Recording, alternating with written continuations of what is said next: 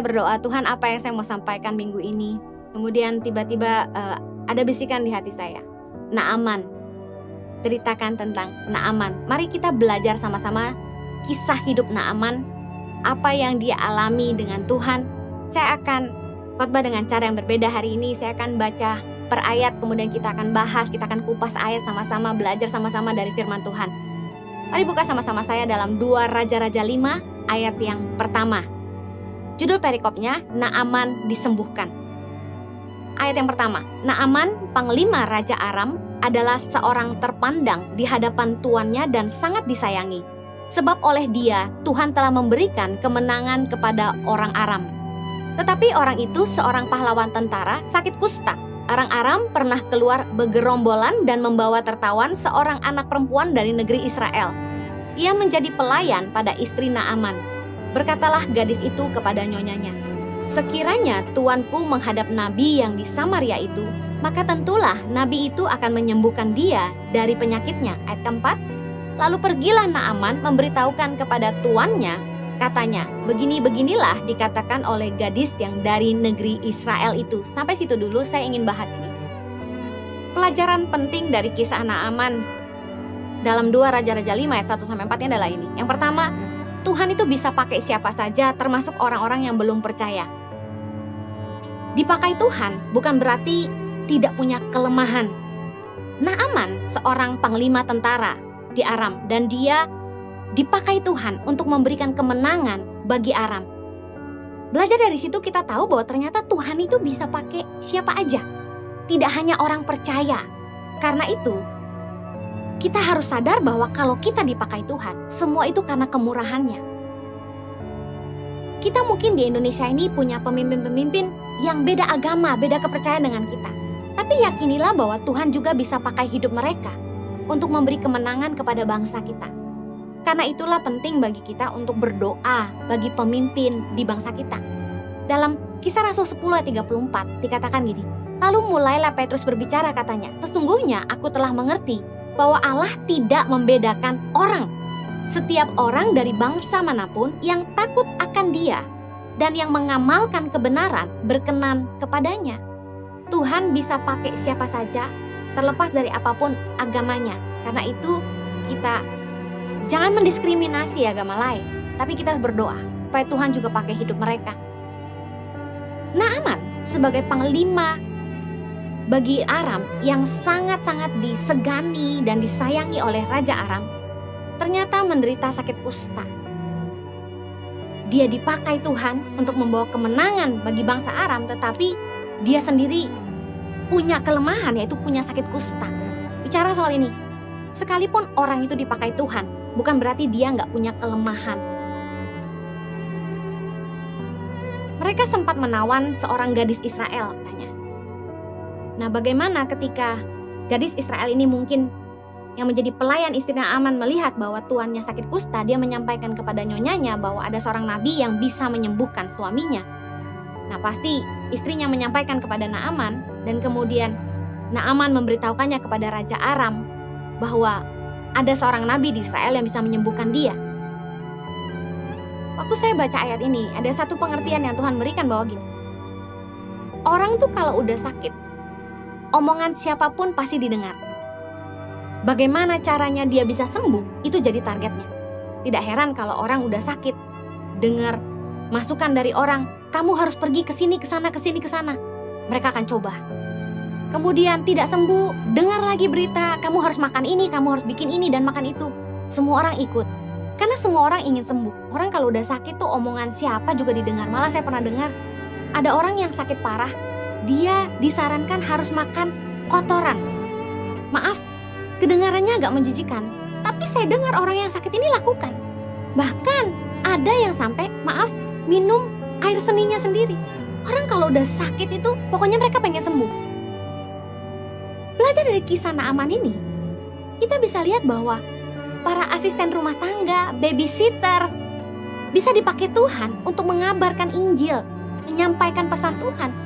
Tuhan itu bisa pakai hidup siapa saja. Tuhan bisa pakai hidup Anda, terlepas dari apapun jabatan Anda, pekerjaan Anda, dan berapapun penghasilan Anda. Banyak orang sakit di dunia ini yang butuh Tuhan. Inilah kesempatan bagi kita untuk memberitakan tentang Tuhan.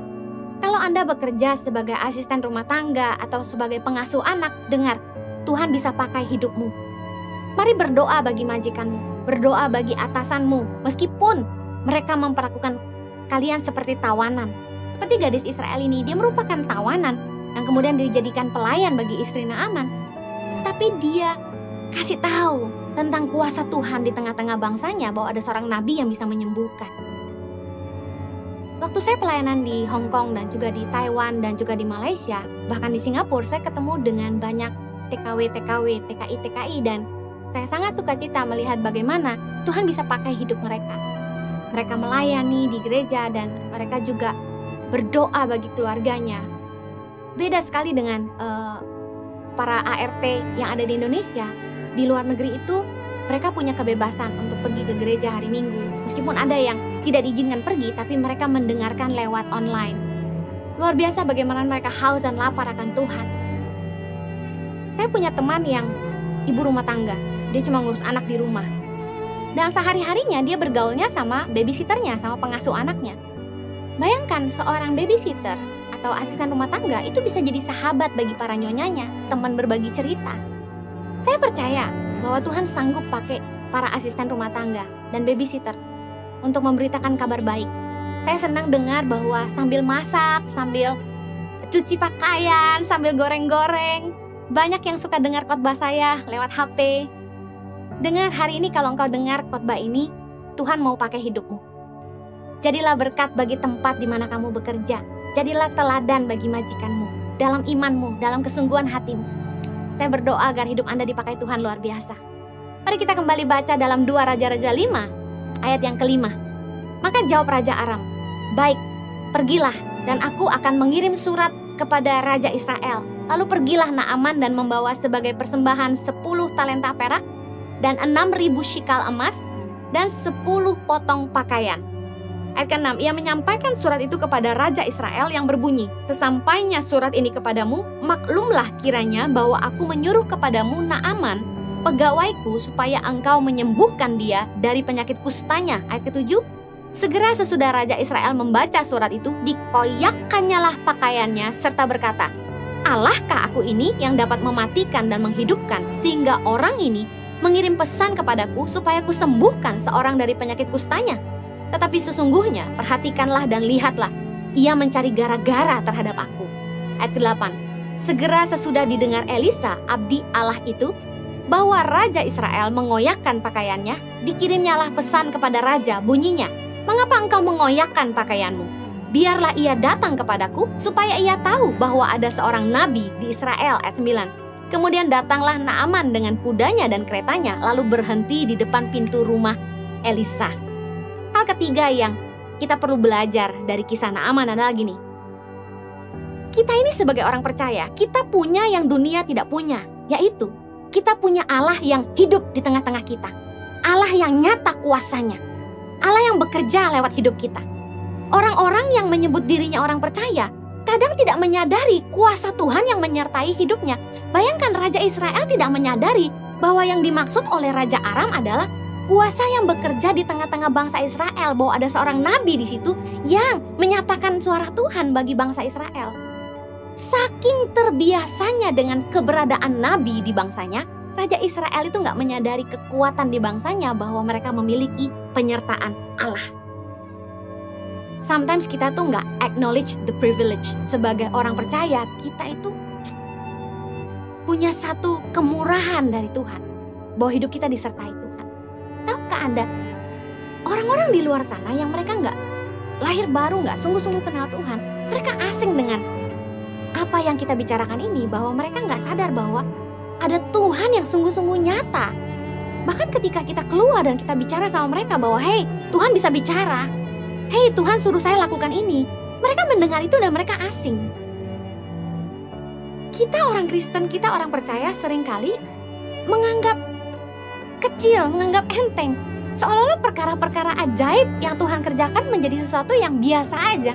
Padahal bagi orang-orang di luar sana yang gak ngalamin, apa yang kita alamin tuh sangat luar biasa.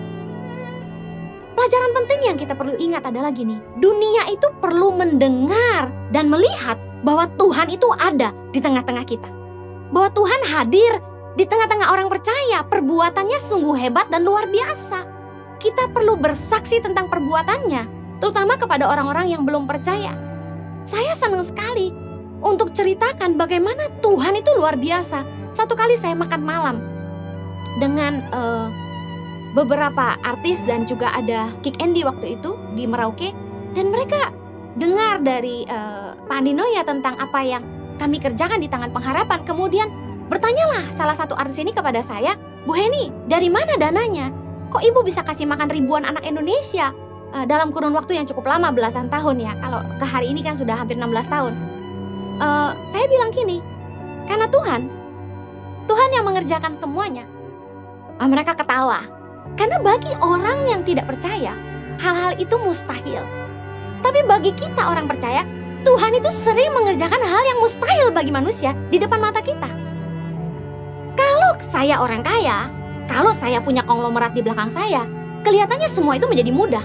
Tapi pada kenyataannya ketika saya tidak kaya raya dan saya tidak punya konglomerat di belakang saya, orang menjadi melihat bahwa semua yang kami kerjakan ini di Tangan Pengharapan merupakan mujizat dari tangan Tuhan yang maha dahsyat. Bahwa Tuhan itu hidup dan menyatakan kuasanya. Ketika saya cerita, ulang-ulang saya ditanya, "Bu Heni, ceritakan asal mula bagaimana ibu mendirikan Yayasan Tangan Pengharapan." Dan saya selalu mulai dengan cerita panggilan di hati saya. Tuhan berkata, "Heni, selamatkan generasi." Dan cerita yang sama saya ulang-ulang karena nggak dibuat-buat. Dan bagaimana semua yang Tuhan suruh saya lakukan dari sejak saya pulang tahun 2006 sampai hari ini, itu Tuhan nyatakan. Semuanya terbukti, yang difirmankannya terjadi. Nah, ini yang kita harus beritakan kepada orang-orang di luar sana, karena mereka tidak pernah ngalami bahwa Tuhan bisa bicara, bahwa Tuhan itu hidup dan mengerjakan hal-hal yang begitu luar biasa, yang gak masuk akal menurut pikiran manusia. Ketika Naaman datang dengan kustanya, dia mendengar bahwa ada seorang nabi yang bisa menyembuhkan dia. Tetapi Raja Israel yang berada dekat dengan Nabi Elisa tidak ingat bahwa ada kuasa Tuhan bekerja di tengah-tengah mereka. Dalam 2 Raja-Raja 5 ayat 15, kemudian kembalilah ia dengan seluruh pasukannya kepada abdi Allah itu. Setelah sampai, tampillah ia di depan Elisa dan berkata, "Sekarang aku tahu bahwa di seluruh bumi tidak ada Allah kecuali di Israel. Karena itu terimalah kiranya suatu pemberian dari hambamu ini." Ketika Naaman disembuhkan, matanya terbuka dan dia bilang, "Wow, tidak ada Allah kecuali di Israel." Bukankah kita rindu menyatakan Tuhan bagi dunia? Bagaimana caranya? Kita harus memberitakan keajaibannya. Percayalah bahwa di akhir zaman ini bukan lagi kita yang berusaha kesana kemari, tapi orang yang membutuhkan Tuhan, mereka akan datang kepada kita. Dan kita harus bisa menjadi saksi Tuhan di tengah-tengah mereka, menyatakan Tuhan di tengah-tengah dunia. Bukankah Tuhan kita hidup dan perbuatannya nyata dan begitu ajaib bagi kita? Pelajaran yang berikutnya kita lanjut dalam 2 Raja-Raja 5 ayat yang ke-10. Elisa menyuruh seorang suruhan kepadanya mengatakan, "Pergilah, mandi 7 kali dalam sungai Yordan, maka tubuhmu akan pulih kembali, sehingga engkau menjadi tahir." Tetapi pergilah Naaman dengan gusar sambil berkata, "Aku sangka bahwa setidak-tidaknya ia datang keluar dan berdiri memanggil nama Tuhan Allahnya, lalu menggerak-gerakkan tangannya di atas tempat penyakit itu, dan dengan demikian menyembuhkan penyakit kustaku." Ayat 12. "Bukankah Abana dan Parpar, sungai-sungai Damsyik, lebih baik dari segala sungai di Israel? Bukankah aku dapat mandi di sana dan menjadi tahir?" Kemudian berpalinglah ia dan pergi dengan panas hati. Pelajaran apa yang kita mau petik? Penyakit itu Tuhan izinkan diderita oleh Naaman supaya ia datang mencari Tuhan dan merendahkan hati. Kesombongan Naaman sebagai seorang panglima tentara yang disegani dan disayangi oleh rajanya, dihormati oleh prajurit-prajuritnya, pastilah ia melihat dirinya sebagai sosok yang patut dihormati oleh Nabi Elisa juga.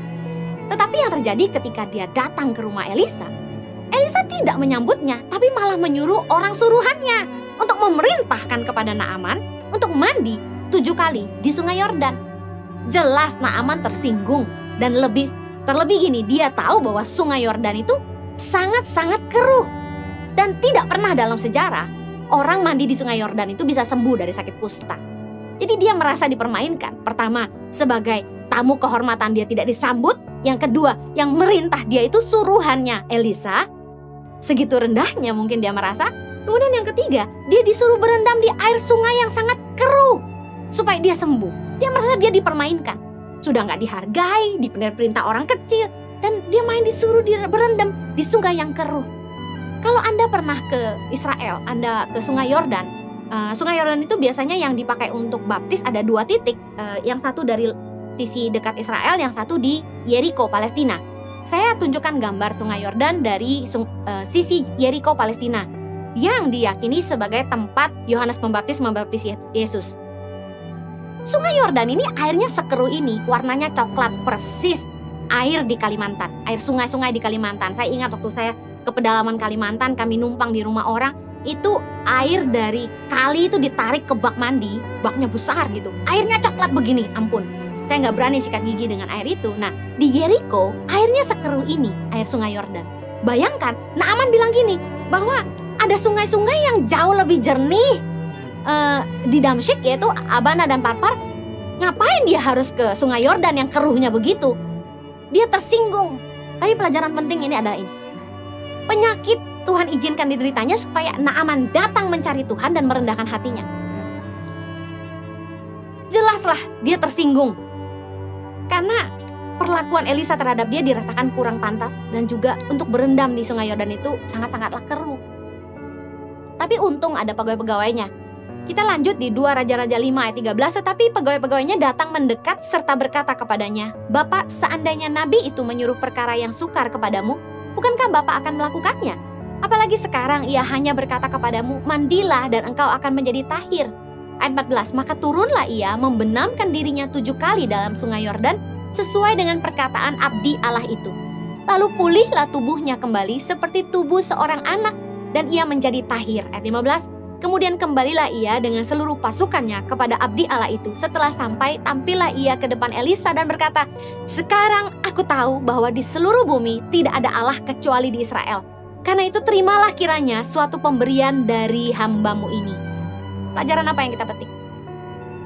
Kalau masalah kecil tidak bisa merendahkan hati kita, maka kita butuh masalah yang lebih besar untuk membuat kita menyerah dan pasrah. Pegawai-pegawai Naaman memberi nasihat kepada Naaman. Seandainya nabi itu menyuruh perkara yang sukar kepadamu, bukankah Bapak akan melakukannya juga? Intinya gini, kenapa sih nggak mau nurut aja? Udah berendam aja 7 kali. Engkau akan sembuh. Nggak susah kan yang disuruh? Tadi saya cerita di awal, ada orang yang sakit sampai disuruh makan kotorannya sendiri pun dia mau. Ini kan nggak sampai begitu. Cuma disuruh berendam 7 kali, ayolah. Karena Naaman sangat ingin sembuh. Tuhan pakai pegawainya, saya percaya, untuk melembutkan hatinya. Akhirnya dia mau nurutin perkataan abdinya Elisa dan masuk ke Sungai Yordan yang keruh dan membenamkan tubuhnya sebanyak 7 kali dan akhirnya dia sembuh. Pelajaran yang kita perlu petik gini, kita nggak akan ngalamin mujizat dari Tuhan kalau kita nggak mau rendah hati dan taat sama Tuhan. Kadang-kadang kita merasa kita punya pride, punya kesombongan, punya harga diri. Sehingga ketika proses itu datang dalam hidup kita, kita nggak mau merendah. Kita masih pakai price tag kita yang lama. Kita pikir, lu nggak tahu gue siapa. Elisa itu menyuruh Naaman mandi dalam air Sungai Yordan yang keruh sebagai cara sederhana untuk mengajar Naaman tentang kerendahan hati dan ketaatan kepada Tuhan. Kadang-kadang kelemahan kita yang memaksa kita untuk rendah hati, untuk cari Tuhan, berharap kepada Tuhan, dan bersyukur karena kelemahan itu Tuhan izinkan ada dalam hidup kita supaya kita ngalamin Tuhan.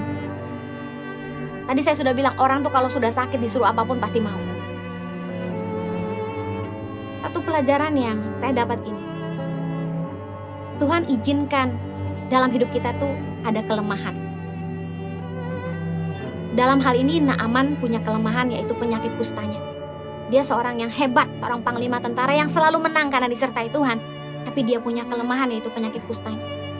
Saya tidak tahu dengan hidup Anda, tapi setiap kita punya kelemahan. Mungkin kita kelihatan hebat, tapi kita punya kelemahan.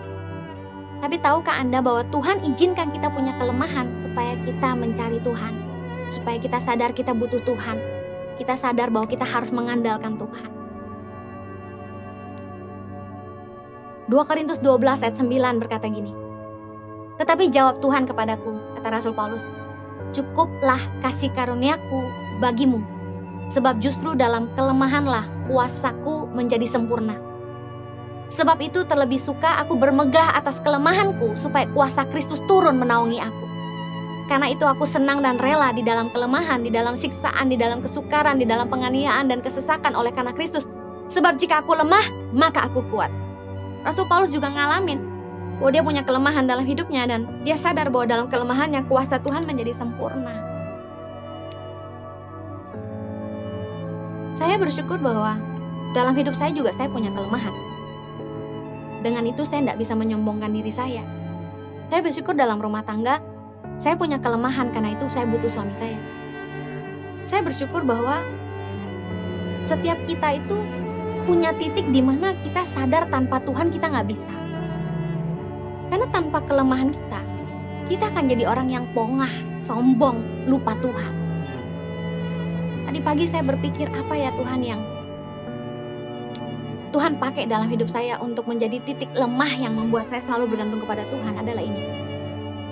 Entah kenapa sepanjang perjalanan pelayanan kami,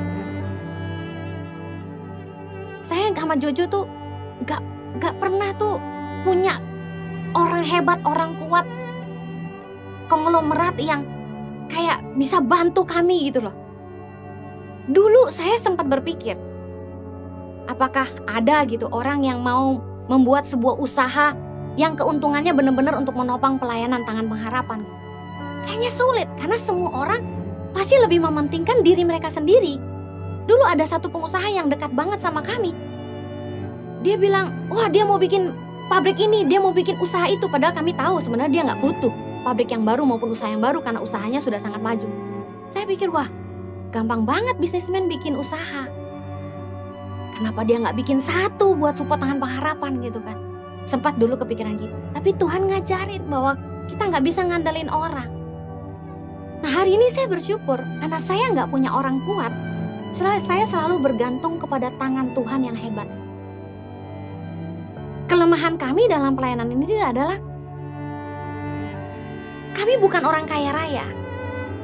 Jadi banyak sekali mimpi-mimpi, keinginan yang harus dibendung, ditahan, karena nggak mudah, butuh perjuangan. Sebentar lagi mungkin gereja-gereja sudah mulai onsite. Impact Community Indonesia tentunya juga akan onsite. Saya sempat berpikir, aduh sewa mahal-mahal, apa lebih baik kita nyicil aja. Kami mulai cari kanan kiri supaya Ici boleh punya gereja sendiri. Tapi saya meyakini gini, kalau itu kehendak Tuhan, pasti Tuhan sediakan. Ternyata sulit sekali. Dan disitulah saya lihat, saya harus semakin mengandalkan Tuhan. Karena kita nggak tahu apapun yang ada di depan. Kita hanya bisa ngandalin Tuhan. Mungkin masalah Anda berbeda lagi. Setiap kita punya titik lemah, di mana kita nggak berdaya. Dan kita hanya bisa mengandalkan Tuhan saja. Bersyukurlah hari ini. Kalau Naaman punya penyakit kustanya, kami punya keterbatasan dalam dana, apa yang menjadi masalah? Kelemahan Anda menjadi titik di mana Tuhan akan menyatakan kekuatannya. Katakan amin. Tuhan itu bekerja bukan dengan cara kita, tapi dengan cara Tuhan yang melampaui akal manusia. Kisah Naaman tentang bagaimana Naaman bisa sembuh dengan membenamkan diri 7 kali di sungai Yordan yang keruh, membuat kita menyadari bahwa itu bukan karena sungainya. Karena bertahun-tahun orang berendam di sungai Yordan tidak ada yang sembuh seperti Naaman. Baik orang Israel maupun orang Aram tahu bahwa sungai Yordan itu nggak bisa menyembuhkan sakit kusta. Naaman mengalami itu karena Tuhan mau dia tahu bahwa kesembuhannya secara ajaib karena kasih dan kuasa Tuhan bagi dia. Karena itulah begitu dia sembuh, dia langsung berkata, tidak ada Allah lain selain Allah yang ada di Israel. Saya ngalamin dalam hidup saya bahwa Tuhan itu nggak pernah bekerja dengan cara lama. Tuhan itu nggak pernah bekerja dengan cara yang sama. Sehingga kita nggak bisa membuat sebuah pola atau pattern cara Tuhan bekerja. 7 kunci keajaiban Tuhan, 7 rahasia mengalami mujizat. Nggak ada. Karena cara Tuhan tuh beda-beda. Pikiran manusia itu nggak bisa menyelami pekerjaan Tuhan. Pengkhotbah 3:11 bilang manusia tidak bisa menyelami pekerjaan yang dilakukan Allah dari awal sampai akhir. Pikiran kita nggak nyampe. Kita nggak bisa ngatur Tuhan dengan cara kita. Maunya begini loh Tuhan, maunya begitu loh Tuhan. Pertama gini ya Tuhan, lalu gini ya. Kita nggak bisa ngerti cara Tuhan. Tapi kita harus percaya bahwa mujizat Tuhan tuh masih bekerja dalam hidup kita, orang percaya. Efesus 3:20 bilang, bagi dialah yang dapat melakukan jauh lebih banyak daripada yang kita doakan maupun pikirkan. Seperti yang ternyata dalam kuasa yang bekerja di dalam kita. Kita punya kuasa Tuhan yang bekerja di dalam kita. Dan seringkali ketika Tuhan bekerja, oh my God, gak terselami. Kok bisa gitu Tuhan kerjanya? Saya juga gak habis pikir. Saya kalau lagi duduk sama suami saya bilang kok bisa gini ya kita hari ini? Kami juga gak tahu. Dipaksa Tuhan untuk menggembalakan. Dipaksa Tuhan merintis gereja online. Gak pernah nyangka pandemi akan datang, tapi tiba-tiba Tuhan cemplungkan kami ke dunia YouTube. Tuhan tuh bekerja dengan cara yang gak bisa diselami dengan pikiran manusia. Mari kita lanjut ke 2 Raja-Raja 5 ayat 15. Kemudian kembalilah ia dengan seluruh pasukannya kepada abdi Allah itu. Setelah sampai, tampillah ia di depan Elisa dan berkata, sekarang aku tahu bahwa di seluruh bumi tidak ada Allah kecuali di Israel. Karena itu, terimalah kiranya suatu pemberian dari hambamu ini. Ayat 16. Tetapi Elisa menjawab, demi Tuhan yang hidup, yang di hadapannya aku menjadi pelayan, sesungguhnya aku tidak akan menerima apa-apa. Dan walaupun Naaman mendesaknya supaya menerima sesuatu, ia tetap menolak. Immediate reaction waktu Naaman disembuhkan adalah dia mengakui Tuhan dan dia menunjukkan rasa syukurnya dengan menawarkan persembahannya. Tetapi ditolak oleh Elisa. Kenapa? Satu pelajaran penting di poin penutup saya adalah ini. Mujizat itu tidak bisa dibeli dengan uang kita. Sebagai hamba Tuhan, kita tidak boleh menjual belikan mujizat Tuhan. Bukan setiap kali Elisa menolak pemberian atau persembahan yang diberikan kepadanya, makanya budaknya Gehazi pun heran. Kenapa Elisa sungkan menerima persembahan dari Naaman? Tapi Elisa ingin menunjukkan kepada Naaman dan kepada Raja Aram bahwa kesembuhannya tidak bisa dibeli dengan uang, tapi karunia Tuhan. Sebagai gambaran bahwa keselamatan yang kita peroleh hari ini dari Kristus adalah cuma-cuma, bukan hasil usaha kita. Pelajaran penting bagi kita yang ada dalam dunia pelayanan. Kita harus belajar pelayanan harus tulus, tidak boleh punya niat bulus. Pelayanan harus tulus, tidak boleh punya niat bulus. Jangan melayani semata untuk upah. Mujizat atau kuasa Tuhan tidak boleh diperjualbelikan. Sebagai pelayan Tuhan, sebagai hamba Tuhan, kita boleh mengambil bagian hak kita sebagai imam.